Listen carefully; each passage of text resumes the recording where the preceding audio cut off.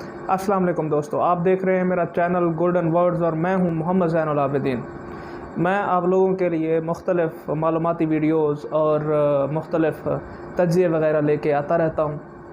तो आप लोग जो है चैनल सब्सक्राइब नहीं करते तो आप लोग प्लीज़ जो है चैनल सब्सक्राइब कर लिया करें। आज हम बात करने वाले हैं डिजिटल करेंसी की। बहुत ज़्यादा जो है डिजिटल करेंसी पे आजकल बात की जा रही है, वह इसलिए कि हमारे जो वज़ीर ख़ज़ाना मिफ्ता इस्माइल साहब हैं उनकी मुलाकात हुई है उधर। अब मुख्तलिफ़ मुलाकातें हुई हैं, एक तो IMF के नुमाइंदों से मुलाकातें हुई हैं और फिर वर्ल्ड बैंक के MD से भी उनकी मुलाकात हुई है। तो आजकल बहुत ज़्यादा चर्चे में हैं। उन्होंने मुख्तलिफ़ बयानात भी दी हैं, उसकी वजह से वो कुछ मुतनाज़े भी बने हैं। उन्होंने फरमाया कि इमरान खान साहब जो हैं वो कुरानी आयात का हवाला देते हैं, अमर बिल मारूफ़ की बात करते हैं, तो इसलिए जो है वो तालिबान से मुशाबहत रखते हैं। तो यहाँ बात आती है कि तालिबान क्या है। तालिबान को वेस्ट जो है वो दहशतगर्द समझता है। उनको वो पगड़ियों वाले और दाढ़ियों वाले, उस वजह से उनको वेस्ट जो है, जो मगरब है, वो उनको दहशतगर्द समझता है। लेकिन दरअसल मसला ये है कि तालिबान जो है, अगर हम मुतासिब हुए बग़ैर अगर देखें तो उन्होंने बहुत अरसा जो है वो खाना जंगी में भी गुजारा है। जो अफ़गानिस्तान के तालिबान हैं, अफ़गानी तालिबान जो हैं, वो उन्होंने पहले सोवियत यूनियन से जंग लड़ी है, बड़ा अरसा जंग लड़ी है, अपने मुल्क की बका की जंग लड़ी है, और उसके बाद उन्होंने अमेरिका के साथ बहुत बड़ा अरसा उन्होंने जंग में गुजारा हुआ है। फिर उसके बाद जो वेस्ट है उनको वो दहशतगर्द तस्वुर करता है, और शायद इसीलिए मिफ्ता इस्माइल साहब जो है उन्होंने अपने नंबर स्कोर बनाने के लिए कि बहुत ज़्यादा जो है मैं रकम इस तरह की बातें करके ले लूँगा डॉलर्स पाकिस्तान के लिए, उन्होंने कह दिया कि जी इमरान खान को ये लोग कहते हैं कि वो यहूदी एजेंट है।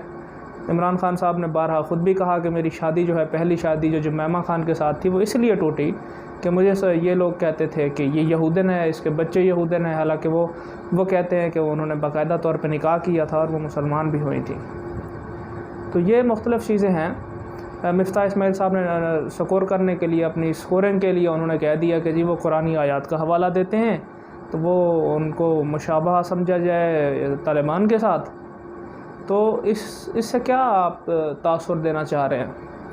उसके बाद फिर उनसे सवाल किया गया अटलांटिक काउंसिल में कि डिजिटल करेंसी क्या है। पाकिस्तान में डिजिटल करेंसी पे बहुत ज़्यादा काम हो रहा है और बहुत ज़्यादा इन्वेस्टमेंट भी हो रही है, लोग अरबों रुपए लगा रहे हैं। तो आप डिजिटल करेंसी के बारे में क्या कहते हैं और डिजिटल करेंसी के फ्यूचर के बारे में क्या कहते हैं कि पाकिस्तान में डिजिटल करेंसी का फ्यूचर क्या है? तो मिफ्ता इस्माइल साहब ने थोड़ा सा उसकी तमहीद बांधी और फिर उन्होंने फरमाया कि मुझे इसके बारे में पता नहीं है कि डिजिटल करेंसी क्या है, और वेब 3.0 के बारे में भी वहाँ बात की गई। तो डिजिटल करेंसी जो है वो आजकल तो ज़बान ज़िद-ए-आम है। वो आजकल तो 18-20 साल के, जो 15-16 साल के, 17 साल के जो लड़के हैं वो डिजिटल करेंसी के बारे में बात करते हैं। वो कह रहे होते हैं कि डिजिटल करेंसी जो है वो फ्यूचर है। डिजिटल करेंसी जो है वो दुनिया के अगले 40-50 सालों में दुनिया के निज़ाम में, सिस्टम में शामिल होने वाली है डिजिटल करेंसी।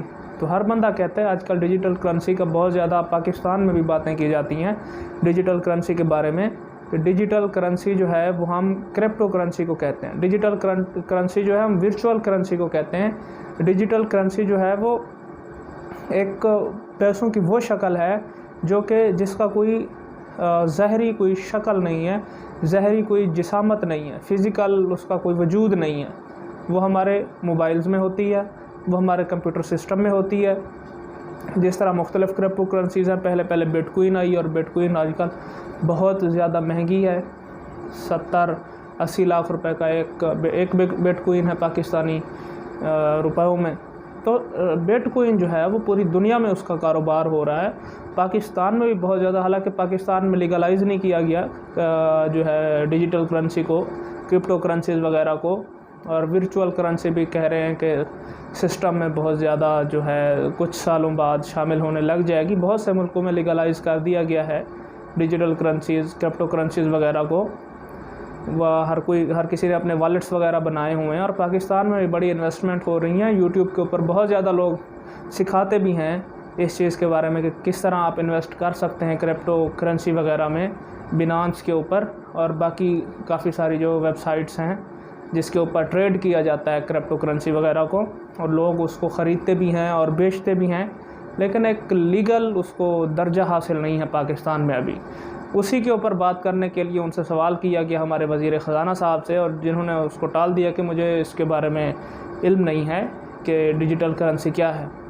तो हम एक तो जनरेशन गैप आ जाता है कि आपकी पूरी जनरेशन जो है, यंग जनरेशन जो है वो डिजिटल करेंसी की तरफ माइल है, और आप इतने बड़े ओहदे पे हैं मुल्क में, वज़ीर ख़ज़ाना हैं, और वेस्ट में आप लोग या तो हम एक घबरा जाते हैं अंग्रेज़ों को कॉपी करने की कोशिश में, कोट पैंट पहन के उनके सामने बैठे होते हैं कि हम उनको इम्प्रेस कर रहे हैं, लेकिन दरअसल हमारी बातें उनको इम्प्रेस कर रही होती हैं। हमारा कोट पैंट पहनना या उनकी मुशाबत इख्तियार करना वो उनको इम्प्रेस नहीं कर रहा होता। तो अब हम इनको ब्रीफ़ नहीं किया गया, इतने बड़े फोरम पे जा रहे हैं या इतनी बड़ी आपने वजारत ली हुई है, तो आपको कम अज़ कम मुल्क में चलने वाले जो हालात हैं, जो इकोनॉमिक हालात हैं, जो आपकी करेंसीज़ वगैरह है, इतनी बड़ी जो है वो तादाद में एक डेवलप हो रही है, आपकी इन्वेस्टमेंट हो रही हैं पूरे मुल्क में, और मुल्की इदारों को इनका बड़ा अच्छी तरह बखूबी इल्म होता है कि हमारे मुल्क में कितनी ज़्यादा इन्वेस्टमेंट्स किस चीज़ में किस जगह पर कितनी इन्वेस्टमेंट हो रही है, और क्रिप्टो करेंसी की जितनी ज़्यादा इन्वेस्टमेंट्स हो रही हैं उसका भी बड़ी अच्छी तरह जो है वो फिनांस मिनिस्ट्री जो है उसको बड़ी अच्छी तरह उसका अंदाज़ा होगा, क्योंकि वक़ार ज़का का एक केस चलता रहा है, शायद अभी भी चल रहा हो, उसके ऊपर बहुत ज़्यादा प्रेशर भी था, वो इसी केस को लेके चल रहा था कि इसको लीगलाइज़ किया जाए। क्रिप्टो करेंसी को जो है लोगों ने अरबों रुपये लगाए हुए हैं, इसको पाकिस्तान में लीगलाइज़ किया जाए, और उसको कहा जा रहा था कि आप अपना केस वापस लो और इसको लीगलाइज़ नहीं किया जा सकता।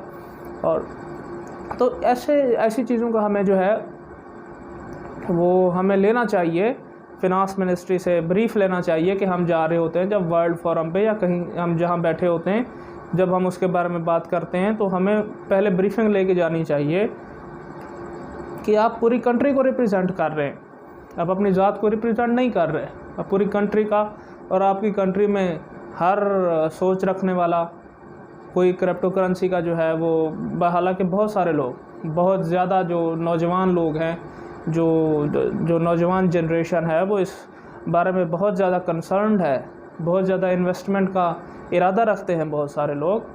तो आप जब इतने बड़े फोरम पे जाके बैठे होते हैं, आप पूरी कंट्री को रिप्रेजेंट कर रहे होते हैं, तो आपको पता होना चाहिए कि इन चीज़ों की क्या जो है वो हालात चल रहे हैं आपकी कंट्री में। तो ज़ाहिरी बात है अब उनके ऊपर तनकीद की जाए या उनको कहा जाए तो लोग कहते हैं कि जी कुरानी आयात का हवाला दिया, उनके तनकीद नहीं करनी चाहिए कि आप मज़हब कार्ड का इस्तेमाल कर रहे हैं, मतलब तनकीद कोई करे वो कहते हैं कि जी आप तो नवाज़ शरीफ साहब के मुखालिफ हैं, आप तो उनकी हुकूमत के मुखालिफ हैं, मतलब कि बंदा तामीरी तनकीद भी नहीं कर सकता। इस नहज पे हम पार्टियों में इतना तकसीम हुए हैं कि हमारी कौम इस नहज पे पहुंच गई है कि हम किसी के ऊपर तामीरी तनकीद भी नहीं कर सकते। हमें ये रवैये ख़त्म करने होंगे।